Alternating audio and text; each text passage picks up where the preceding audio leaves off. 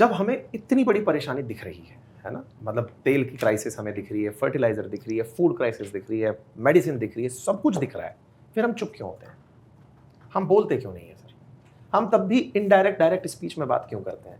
घुमा के बात क्यों करते हैं कि नहीं ऐसा नहीं होना चाहिए, रास्ते सब खुले होने चाहिए? हम डायरेक्ट क्यों नहीं कॉल आउट करते? हमारी अर्थव्यवस्था में 140 करोड़ भारतीय प्रभावित हैं किन्हीं दो देशों की रार से, और हम केवल इसलिए चुप हैं कि अपने आप मामला सुलझ जाएगा। कहीं मैंने ये लाइन पढ़ी थी कि किसी दूसरी जगह अगर आप कलेश होता देख रहे हैं और सोच रहे हैं कि ये मुझ तक नहीं आएगा, बाई चांस कोई पत्थर आपके शीशे पर आकर गिरा तो प्रभावित आप भी होंगे, और अब हम हो रहे हैं। ये तो हमारी बात है। सेम ऐसे ही यूरोप भी प्रभावित है, सर ने बताया अफ्रीका प्रभावित है, दुनिया भर के देश प्रभावित है, लेकिन वो क्या पता इसलिए नहीं बोल रहे कि जब भारत ही नहीं बोल रहा तो मैं क्यों बोलूं। ये वैसा नहीं होता सर कि एक भीड़ है, उसमें किसी गुंडे ने एक बंदूक से किसी एक आदमी की कनपट्टी पर लगा दी, जैसे आईजैक की फिल्म में देखते हैं, तो सब लगा दी तो सब लोग चुप हैं कि यार मर गए तो क्या होगा। क्या सर ऐसी क्या स्थिति है, मतलब आपके माध्यम से मैं जानना चाहूंगा। तो इसमें सबसे पहले तो आपको ये निर्णय करना पड़ेगा कि गुंडा कौन है। ठीक है, अमेरिका है या ईरान है। ठीक है, क्योंकि स्ट्रेट ऑफ हॉर्मुज जिसने बंद किया, पहले किसने बंद किया? अब ठीक है, उससे पहले का आप देख सकते हैं किसने हमला किया, क्यों किया, वगैरह वगैरह, परंतु ये जो हुआ तो ईरान उसको रोके हुए है। वहां पर जो 200 शिप्स थी किसको नहीं आने दिया था। ब्लॉकेड तो बाद में अमेरिका ने किया, बहुत देर बाद में किया। तो इसलिए आप बिल्कुल ठीक कह रहे हैं, जो पूरा दुनिया इससे मुश्किलात इसमें आ रही है। और मेरे विचार से देखिए, दुनिया के पास जो फोरम है वो है यूनाइटेड नेशंस का। वहीं पर आप जाकर बोल सकते हैं जो क्या दिक्कत है। आप ये तो नहीं चाहते ना जो आप अपनी सेना को तैयार करें और कहें, जिसको भी आप सोचते हैं आपके नज़रिए से शायद अमेरिका गलत है तो आप अमेरिका के ऊपर हमला बोल दें, किसी और के नज़रिए से ईरान गलत है तो ईरान के ऊपर हमला बोल दें। मतलब आप चाहते हैं जो चुप क्यों है।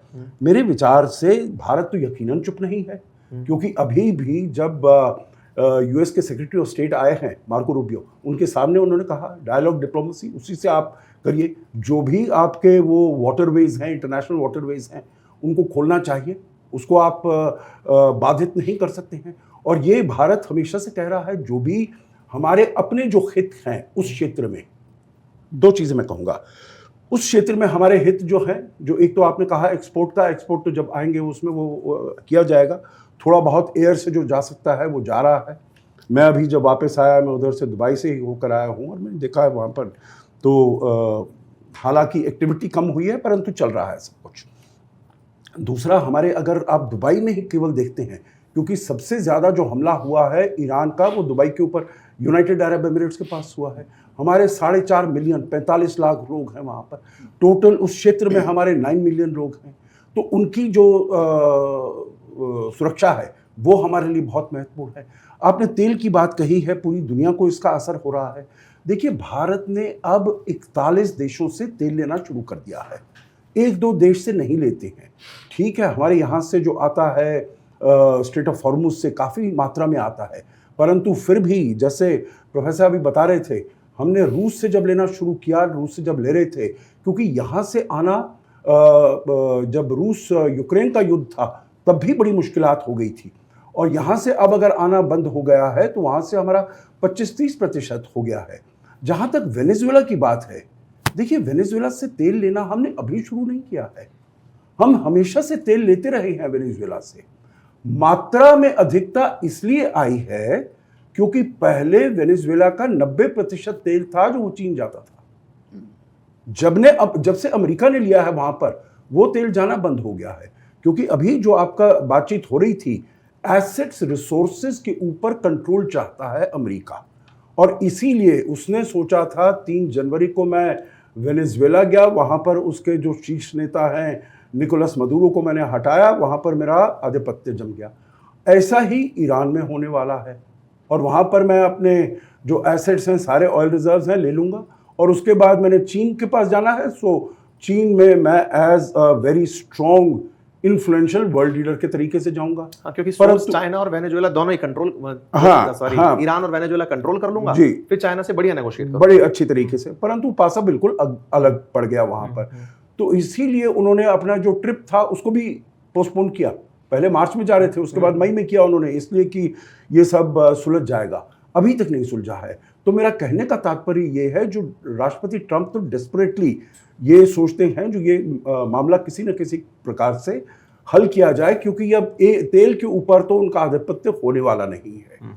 दूसरी बात है, देखिए आपने जो वेनेजुएला की बात कही, क्योंकि अभी पिछले साल ही यहाँ पर फरवरी में जो अभी ऑफिशिएटिंग प्रेसिडेंट हैं, एक्टिंग प्रेसिडेंट हैं डेल्सी रोड्रिगेज, वो यहाँ पर भारत में आई थी इंडियन एनर्जी वीक के लिए, और मेरी उनसे मुलाकात हुई थी, क्योंकि वो ये श्री सत्य बाबा की बहुत ही डेवोटी हैं और मैं उसके गवर्निंग बोर्ड में हूँ। तो वहाँ पर वो मंदिर में आई थी, हमारी मुलाकात हुई, बातचीत हुई, और उन्होंने कहा वो समय था शुरुआत में, और उन्होंने कहा हम तो इंडिया को ऑयल सप्लाई कर रहे हैं, अब हमारे पास ज़्यादा तेल इसलिए हम वेनेजुएला से ले रहे हैं क्योंकि जैसे पहले रूस हमें डिस्काउंट देता था, अब वेनेजुएला हमें डिस्काउंट देता है $8 पर barrel over Brent crude prices. तो इसीलिए आपको ये फायदा हो रहा है। तो देखिए भारत दो चीज़ों पर देखेगा, जहां से भी तेल लेगा सप्लाईज हमारी ठीक होनी चाहिए, उसमें दिक्कत नहीं होनी चाहिए, प्राइसेस हमारे ठीक होने चाहिए। तो जहां से हमको कंपेटिटिव प्राइस मिलेगा, तो अब मेरे पास तो वो आंकड़े है नहीं जो हमको कितना प्राइस, क्योंकि यहां पर तो जो आप गल्फ से ऑयल लेते थे आपको एक एशियन सरचार्ज देना पड़ता था। ओके, आपको ऐसा नहीं डिस्काउंट मिलता जैसे रूस और वेनेजुएला दे रहे हैं, आपको एक सरचार्ज देना पड़ता था। और हमेशा से हम बात करते रहे हैं ये गल्फ कंट्रीज से, जो ये जाती है आप हमसे ये सरचार्ज क्यों लेते हो। तो आपको देखिए प्राइस देखना पड़ेगा, क्वालिटी देखनी पड़ेगी। जो वेनेजुएला का क्रूड है उसे कहते हैं हार्ड, उसे कहते हैं सार क्रूड, क्योंकि उसमें सल्फर है, उसमें वनेडियम है, उसमें ऐसी इंप्योरिटीज हैं, और उसको रिफाइन करने की जो कैपेबिलिटी है वो आमतर रिफाइनरीज में नहीं है। भारत में जो जामनगर में रिफाइनरी है, दुनिया की सबसे बड़ी रिफाइनरी है, उसमें हार्ड क्रूड को रिफाइन करने की कैपेबिलिटी है। तो हम इसलिए वहां से खरीद रहे थे और हमको सस्ते दामों में पड़ रहा है। अब ये तो अलग बात है जो अब वहां से क्रूड की अवेलेबिलिटी बढ़ गई है, क्योंकि चीन अब नहीं ले रहा है वहां से।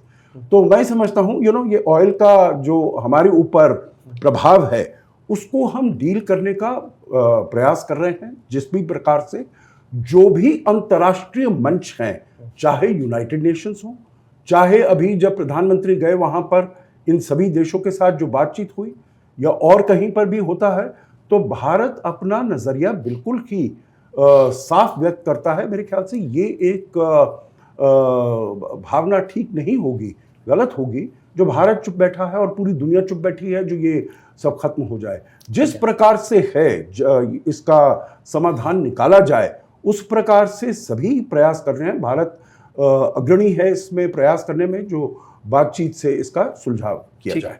आपका जो पॉइंट है उसमें मैं इस बात से सहमत भी हूं, क्योंकि अभी जब मार्को रूबियो आए भारत की यात्रा पर, तब भारत के विदेश मंत्री ने खुलकर ये बात रखी कि अमेरिका के लिए अमेरिका फर्स्ट है, लेकिन भारत के लिए भारतीयों के हित फर्स्ट हैं, और हमें दुनिया में जहां से भी सस्ता, अफोर्डेबल और हमारी जनता को मतलब वो पुलिस करने वाला सस्ता तेल मिलेगा, हम वहां से तेल लेकर आएंगे।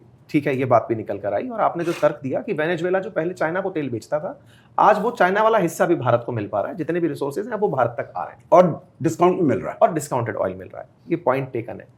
जब हम 41 देशों से तेल ले रहे हैं, हम दुनिया को बता के चल रहे हैं कि डिस्काउंटेड ऑयल खरीद रहे हैं, फिर भी हमारे देश में 4-4 बार तेल की कीमतें बढ़ जाती हैं। मतलब ये है कि प्रधानमंत्री को आकर अपने फॉरेक्स को कंट्रोल करने के लिए आह्वान देना पड़ता है।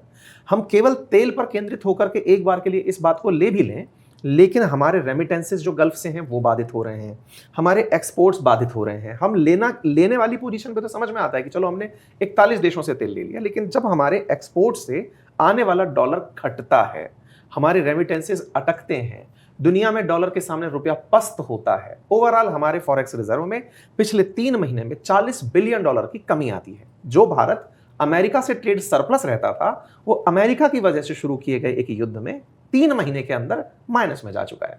सवाल फिर से वहीं खड़ा है। सवाल ये कि आपकी अर्थव्यवस्था पर इस युद्ध का गहरा असर पड़ रहा है। तेल मेजर एक्टर जरूर हो सकता है, लेकिन आप इसे केवल एक्टर नहीं मान सकते। ऐसे में सवाल फिर आता है, भारत कुछ कहता क्यों नहीं। अभी जो हमारी चर्चा हुई, उस चर्चा को आप सबने सुना, और हर एंगल से समझने में हमारे जो पैनलिस्ट थे, हमारे जो मुख्य अतिथि थे, उन्होंने अपनी तरफ से जो बातें बोली, अगर आप उनको कंक्लूड करने निकलेंगे तो पॉइंट ये है कि ये कोई 1 पॉइंट सॉल्यूशन नहीं सजेस्ट हो सकता कि आप इस बटन को दबा दो तो ये हो जाएगा। नहीं, बहुत सारे स्टेक होल्डर्स हैं, इजराइल स्टेक होल्डर है, चाइना स्टेक होल्डर है, रशिया स्टेक होल्डर्स है, साउथ चाइना के ग्लोबल साउथ की जब हम बात करते हैं तो भारत उनका एक लीडर के रूप में बैठा है। मल्टीपल स्टेक होल्डर्स हैं, सब लोग अपने अपने स्टेक की बातें करते हैं। लास्ट में प्रोफेसर साहब ने जब एक लाइन बोली यूएन की, तो आप लोगों ने बीते कुछ दिनों में अगर ऑब्जर्व किया हो तो अमेरिका का निरंतर प्रयास रहा है कि वो यूएन को कैसे काउंटर करे। जो ग्लोबल पीस जो इन्होंने बनाया था गाजा को लेकर के, वो कहीं ना कहीं यूएन को ही कंपीट करने का अमेरिकी प्रयास था। हाँ, ये भी। अब अंतरराष्ट्रीय स्तर पर भारत की हमेशा से गुटनिरपेक्ष नीति जब तक रही तब तक प्रभाव मतलब प्रयास भी यही रहा कि यूएन की मध्यस्थता हो दुनिया की प्रॉब्लम रिजॉल्व करने में। अब जब यूएन खुद कॉम्प्रोमाइज्ड है और यूएन के अंदर, यूएनएससी के अंदर सही तरीके का प्रतिनिधित्व नहीं है, तो कहीं ना कहीं ये लैंड होता है दुनिया में अशांति के तरीके से। अगर आप एक अच्छे एस्पिरेंट हैं, किसी अच्छे एग्जाम की तैयारी करते हैं, तो यूएन के बिग फेलियर्स में भी आप इसे इंडियन एडमिनिस्ट्रेटिव सर्विसेज के अंदर आंसर में लिख सकते हैं। ये था हमारा फाइनल क्लोजर नोट। आप लोगों को कुछ और ऐड करना है तो आप प्लीज बताएं दिमाग से। देखिए, मैं दो चीज़ें इसमें ये कहना चाहूँगा। जो आप कहते हैं ना failure of the United Nations, I think it's a failure of the global community, it's failure of each and every state. क्योंकि what is the United Nations क्या है? It is a composition of the 193 states. वही सब मिलते हैं, वही सब बातें करते हैं। और आप जनरल असेंबली में तो बैठकर आप क्रिटिसाइज करते हैं रूस को, 145 वोट्स उसके अगेंस्ट देते हैं, जो आपने यूक्रेन में कैसे युद्ध किया, 30-32 एब्सटेंशंस हो जाते हैं, परंतु फिर भी आप उसके ऊपर एक्शन नहीं ले पाते हो। यहाँ पर भी, गाज़ा पर भी और इसमें भी आप वहाँ पर वोट करते हो यूएन जनरल असेंबली में, परंतु उसका कोई मायने नहीं होता है। तो ये it's a failure of the countries, क्योंकि वो अब रिफॉर्म नहीं कर पाए हैं। सो सबसे ज़्यादा महत्वपूर्ण जो है वो है रिफॉर्म करना यूनाइटेड नेशंस को, क्योंकि उसमें उन्होंने 2 कैटेगरीज बना दिए हैं मेंबर के। एक जिनके पास वीटो है। अब यहाँ पर अगर अमेरिका ने ये वॉर लॉन्च किया है वहाँ पर ईरान में, कोई भी रेजोल्यूशन सिक्योरिटी काउंसिल में आती है विच इज़ अगेंस्ट अमेरिका, तो उसको वीटो कर देगा, एक्सेप्ट ही नहीं होता है। और सारा दारोमदार पीस एंड सिक्योरिटी का जो पूरे विश्व में है वो यूएन सिक्योरिटी काउंसिल के ऊपर है। रशिया यूक्रेन का कॉन्फ्लिक्ट होता है तो वहाँ पर आप रूस वहाँ पर वीटो कर देगा, तो इसीलिए वहाँ पर आप कोई ऐसा एक्शन नहीं ले पाते हैं। तो मेरे विचार से जो failure of the United Nations है वो failure of the global community है। उनको रिफॉर्म जो 1945 का वर्ल्ड था उसका वो ढांचा बना हुआ है, उसको आपको बदलना है, और तभी आप किसी न किसी प्रकार से एक ऐसा वहाँ पर इंस्टीट्यूशन ला पाएंगे जो कि शांति, सुरक्षा और समृद्धि को लाने में पूरे विश्व के लिए फायदेमंद होगा। जिनके हाथों थी जिम्मेदारी विश्व शांति की, अब वही उद्दंडी हो गए हैं। इसी को इस तरह से कहा जा सकता है कि जब बाढ़ ही खेत को खाने लगे तो कुछ ऐसे ही नज़ारे बनते हैं। आप लोग इस विषय पर क्या सोचते हैं? अपनी राय जरूर कमेंट बॉक्स में दें। पेशेंस के साथ सुनने के लिए धन्यवाद, और हमारे अतिथियों का भी धन्यवाद। बहुत धन्यवाद। नमस्ते।